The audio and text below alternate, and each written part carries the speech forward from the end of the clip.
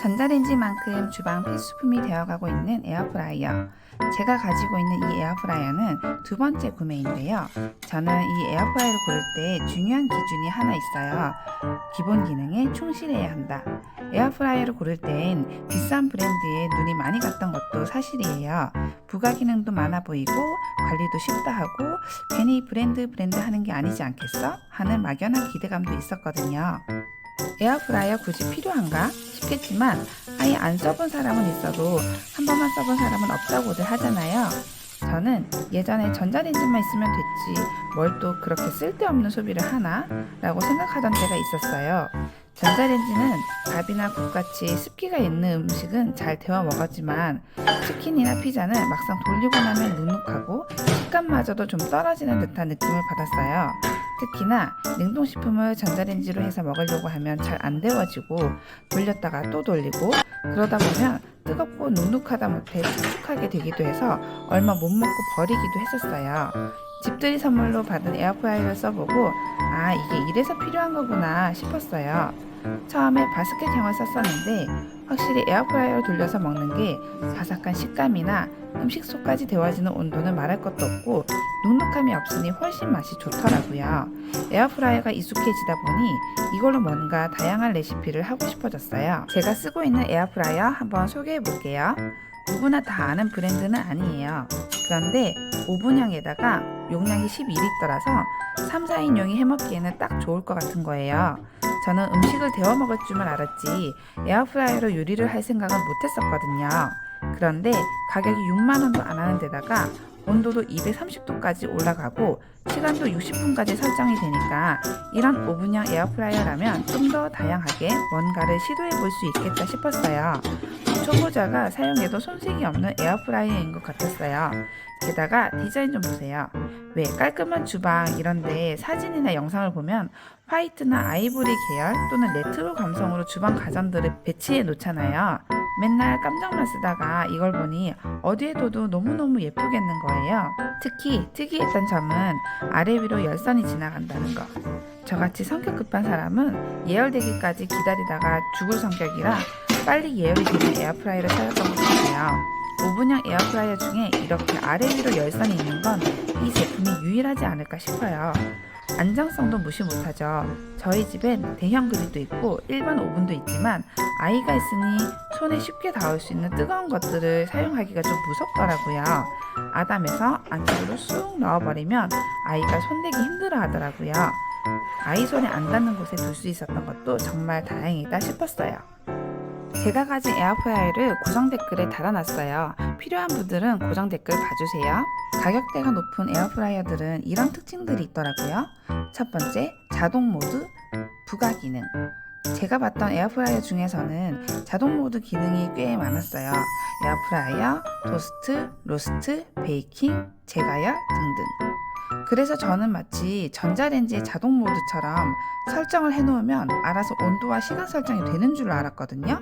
그런데 실제로는 온도와 시간 설정은 따로 해야 하는 거더라고요.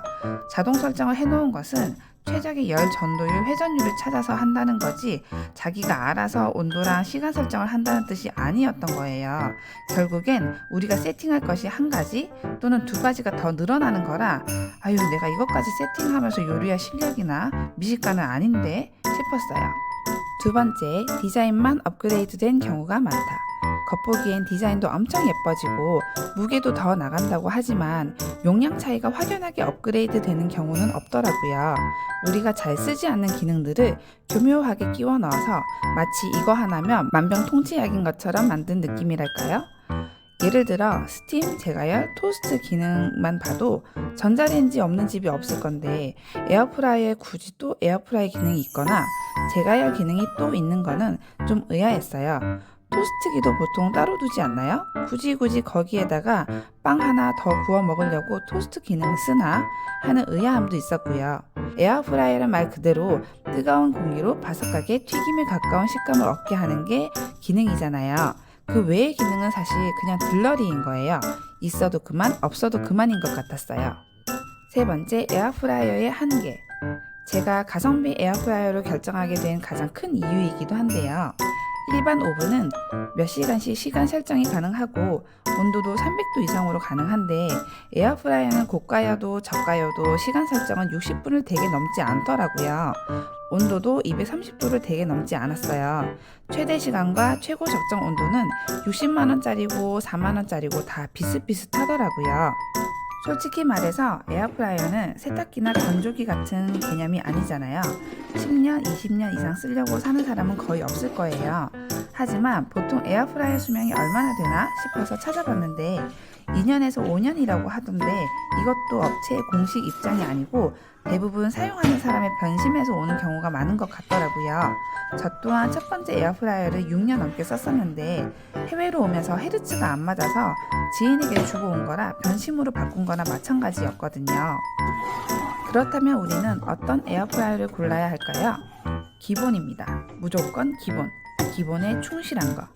온도 설정이 230도까지는 가는지, 시간은 최대 60분까지는 할 수 있는지, 그래야 베이킹 같은 요리까지 할 수 있어요.